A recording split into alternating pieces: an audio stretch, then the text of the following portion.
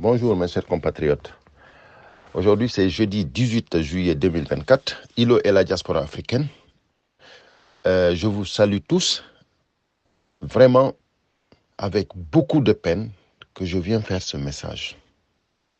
Parce que notre pays est dans une situation tellement dangereuse, tellement honteuse, que c'est avec beaucoup de peine que je fais cette intervention. Et j'aimerais vraiment que tout Guinéen qui m'écoutera de me partager ce petit audio pour que la République de Guinée puisse entendre ce message-là.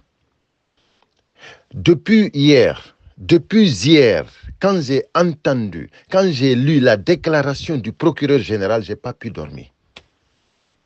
Je vous assure que je n'ai pas pu dormir parce que c'est inquiétant et c'est honteux pour notre pays que des gens, comment dirais-je, nous prennent en otage et que les responsables juridiques, tels que le procureur général, ne peuvent même pas démissionner. C'est-à-dire, ils viennent à nous dire que nous, le peuple de Guinée, que nous devons l'aider à pouvoir trouver ces délinquants, ces criminels qui sont partis kidnapper les citoyens guinéens, tels que Fonike Mengue, Bill Loba et autres.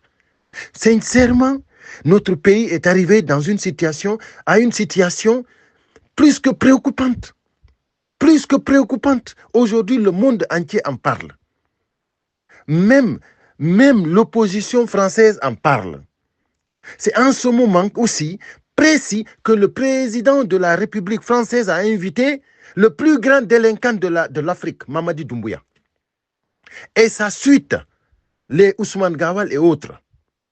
Mes chers compatriotes, nous devons tous ensemble, ici, en France, aider le procureur général, aller vers cette dynamique-là, montrer aux Français qu'ils ont invité ici des délinquants qui sont recherchés. Parce que celui qui a autorisé l'arrestation de Fonike Mengue et Billo et autres, c'est Mamadi Doumbouya, c'est le CNRD. Et tous les ministres du CNRD sont complices. Parce que tout le monde sait. Qui vous dit que le porte-parole du gouvernement ne sait pas ce qui se passe?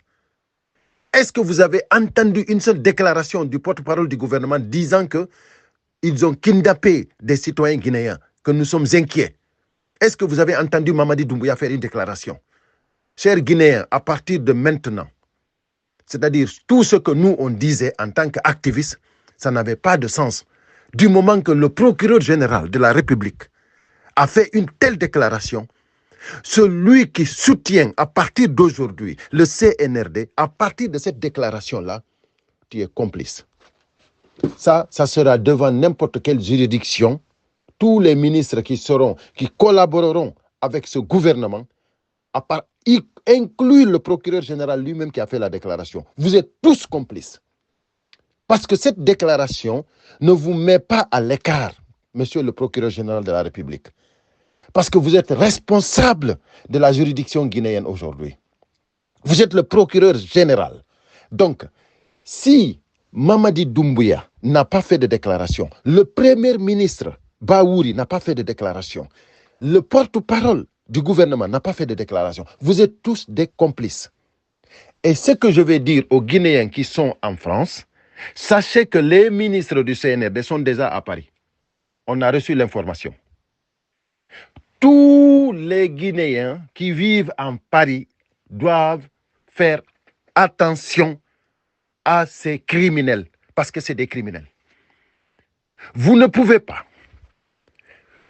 collaborer avec un gouvernement qui kidnappe les citoyens guinéens, les patriotes guinéens, tels que les camarades de Bill Loba et Fonike Mengue, et que vous arrivez ici à Paris, que des Guinéens sortent ici pour vous acclamer. Nous ne pouvons pas accepter cela. C'est inacceptable.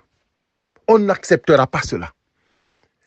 Partagez-moi cet audio pour qu'elle arrive dans la République de Guinée. C'est-à-dire qu'on n'acceptera pas ça. Devant n'importe qui. Devant Emmanuel Macron, on ne l'acceptera pas. Vous ne pouvez pas nous faire cela et que nous, ici en France, nous allons vous acclamer. Il n'est pas question. Sortez à la recherche de tous ces criminels. Je vous avise, tout le peuple de Guinée, que ces criminels sont à Paris. les ministres du CNRD sont à Paris. Les Bogola Haba, les Ousmane Gawal, les Mandian Sidibé, je dis, la majorité des ministres du CNRD, ils sont à Paris. Avec l'argent du contribuable. Et ils sont là pour distribuer aussi l'argent du contribuable. À part le kidnapping qu'ils collaborent pour vraiment effrayer, pour vraiment terroriser le peuple guinéen, c'est l'argent du contribuable aussi qu'ils utilisent pour corrompre les Guinéens. Vous, les Guinéens vulnérables, vous êtes avisés. Parce que nous avons tout compris. Comme le disait notre camarade Fonike Mengue, nous avons tout compris. Et nous voulons faire comprendre aux autres. Levons-nous ensemble, chers camarades. Ensemble, unis, solidaires, nous vaincrons. Assalamu alaikum wa rahmatullahi wa barakatuhu. Musibiang, homing ilo et la diaspora africaine, hande ko jeudi 18 juillet 2024. Haray non on acce hakke miɗo salmina on fou kala ko wawɗon wonirde aduna on. Kono non mi wawali heɓude no mi ɗanora. Musiɓe am mi ɗanaki. Mi wawali ɗanade gilande makko mi nani o déclaration procureur général on. Mi ndaari mi tawi ɗoygol ala nalan. Haray miɗo toro Guinéen on fop ko yon andu. Ko procureur général on wi ɗo ko.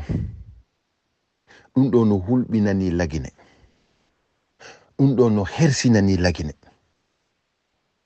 Ɗum ɗo jama jeyaɓe ndi leydi ɗo ko procureur général on de la république immoto de waɗa sifa o déclaration ɗo inna wondema Guinéen ɓe no kidnappira ni sifa wano Billo Ba Fonike Mengue e heddi ɓen ɓe ara ɓe ƴettira ɓe ni ko maɓɓe ɓe naɓa e woɓɓe goo kadi mi yejjiti kadi hombo kadi ɓe ƴetta ɓe naɓa ɓe ni hara goto anda kon to ɓe naɓa musidɓe an ɗum ɗo no hulɓini no hersini hara ko procureur général on innata yen wallitoɓe enen jama laggina on fino ɓeɗo ɗen hettora ɗum ɗo no hersini ay goto e maɓɓe démissionnali ene goɗɗo e mon nani porte parole gouvernement on no waɗa déclaration fiɓe nangaɓe ɗo goɗɗo e mon nani premier ministre on no waɗa déclaration o waye goɗɗo e mon nani Mamadi Doumbouya no waɗa déclaration o waye awa ko kamɓe hendiɓe kamɓe nangiɓe kamɓe autorise ko ya nangaɓe awa noon gilandema noon o déclaration procureur général ɗo haray ko yon andu kala gollidowo e Mamadi Doumbouya e wonɓe ko gouvernement vous êtes tous complices haray hande kadi gilandema ɗo on fof o woni complice complicité mon o woni officiel hara nam menen activiste ɓen ko men wolayno kon c'est à dire complicité mon o woni officiel donc haray ko mi innata on c'est à dire on ala yaltirgal janggo awa noon onon wonɓe France ɗo ɓe Guinéen ɓe wonɓe France ɗo ɓen ko teddungal e moɗon ministre ɓe Mamadi Doumbouya ɓen hewti pari ɗo Ousmane Gawal en e consort Mandian Sidibé e Bogola Ba e men humpitike ɓe hewti pari ɗo awa noon hande kadi noon ɓe hewti Allah waɗi kadi procureur général on waɗi communiqué sifa o mo waɗi hanke ko yen wallito ɓe no hendoren ɓe ɗum andi ɓe ɗo criminel ɓe ɗo noon enen Guinéen ɓe fopiɗen andi ɓe ko Mamadi Doumbouya e gouvernement mon on parce que sa ari e tawi goɗɗo no warde goɗɗo a fanki bude a dogi a noddali police ay naali are faabo ɗon goɗɗo no warede ɗo ko a complice ɗum ɗon yeeso sariya on ko a complice awa hande ministre ɓe Mamadi Doumbouya ɓen fof ko complice kala gollidowo e Mamadi Doumbouya ko complice awa gilandema o déclaration procureur général ɗo onon jama lagine wonnoɓe wallitade CNRD ɓen ko teddungal e moɗon menen noon Guinéen ɓe anduɓe wondema ko bandiji men maridi affaire men jaɓanta on hande kadi bêtise ji ɗin men jaɓata hande kadi argol daro inna laamu ngun ko yo teddine acce ko woni wohiɗo revandikude men accanta ɗum hay goto hande kadi musidɓe an komi tori on watta en accitan ɗum ɗon hay wonki gooti siɗi hara non ko hombode hara ko mawɗo meɗen enen tigi watta en accu parce que c'est pas normal yo himɓe ɓen ƴettire ni e leydi ndin naɓire ni waɗe ko waɗete o hara goto haalata hara kadi procureur général on immoto kadi daro wowla sifa ɗum ɗo ɗen et puis hara jama on daro innama wondema no ramu ko teddinte ɗum ko nedu kala wiitu o ɗum ɗo gilandema ɗo kala wiitu ɗo ngu laamu ɗo ko teddintengu wowlanemo ko heƴata e noppi makko ɗum ɗon on kala tambitiɗo ngu laamu ɗo gilandema ɗo wowlanemo ko heƴata e noppi makko ɗon andi madame Fatoumata Yari Souma moɓe atuno nommude ministre de la justice on ministre de la justice ɗon ɗen ko on ɗon ɗen woni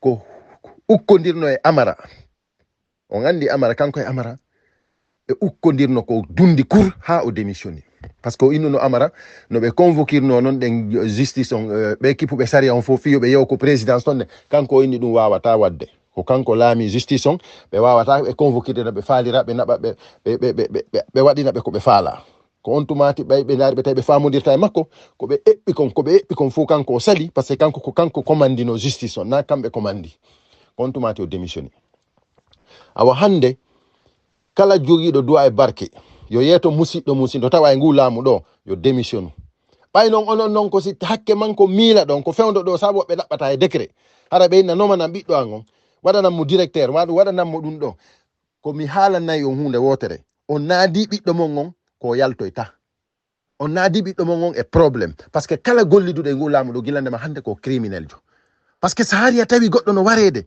a tawi a wawata intervenude a wawata ɗuman a dogali nodduɗa police quoi criminel quoi complice voilà musidɓe an ɗum koko laaɓi poste noon a waray koyon andu hande kadi ala hande kadi accalngol hay goto min ko mi inni on kala sutenuɗo CNRD yewtemo ko heƴata e noppi makko par ce que ko bandi ko criminel voilà ɗum ɗon c'est clair procureur général de la république waɗi déclaration musidɓe an ɗum ɗo na activiste jo waɗi déclaration voilà lagine noon gilandema ɗo en andi ko bandi ardidi voilà ko bandi ardi lagine en accata hande kadi on acca e hakke miɗo towni hito an on parce que c'est énervant c'est honteux et puis c'est grave ce qui se passe en Guinée voilà haray noon jama on fou yo immo daro dadito en hulata kulol ngol ko en wallinto ko wallahi en gagnoto parce que ɓe arɓe pari ɗo teddugal e moɗon on fou on hiye